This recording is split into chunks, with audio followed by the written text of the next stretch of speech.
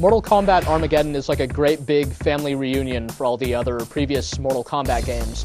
This series has been going strong for years and years, and this one pretty much brings back all the characters, even from the very original game and its various sequels. Like the last few Mortal Kombat games, this one kind of throws a whole smorgasbord of different features at you, including a number of goofy features that you wouldn't necessarily expect from a fighting game. But on the other hand, the core fighting engine, the underlying gameplay, is really starting to show its age. In fact, in many ways, the gameplay has been simplified, though there are many more new characters added. All in all, this is going to be a game that appeals to Mortal Kombat fans who want to see a lot of their favorite old characters back again, but they're probably not going to be too impressed with how this latest chapter unfolds overall. The goofiest modes from the last MK game are gone, so say goodbye to chess combat and puzzle combat, but say hello to Motor Combat. It's a new little racing game that's really funny in concept.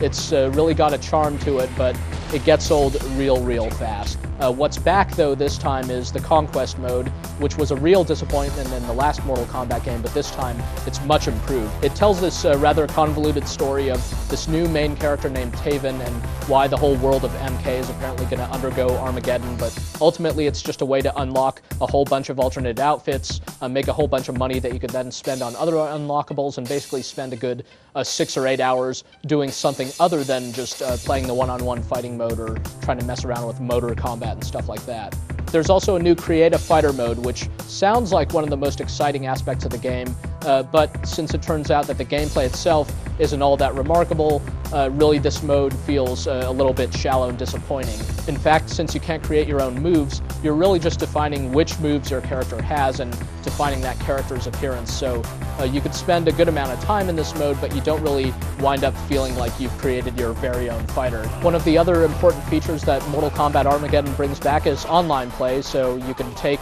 your own created fighter this time and take him online, at least if other players let you, since that's an option. Or you could just compete against others with all the dozens of different characters that are readily available the first time you step into the arcade mode. You could also play Motor Combat online if you want. It's not that the Mortal Kombat series has ever made characters wildly different in terms of their normal moves or even in terms of their personalities, but one of the things that did set them all apart was their fatalities. They had some sort of signature finishing move that really ended the match with a lot of flair and usually with a lot of blood.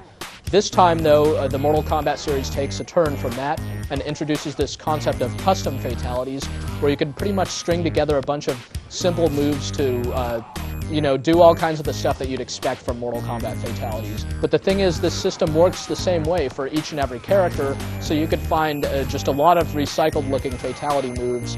Fatalities are supposed to be short and sweet.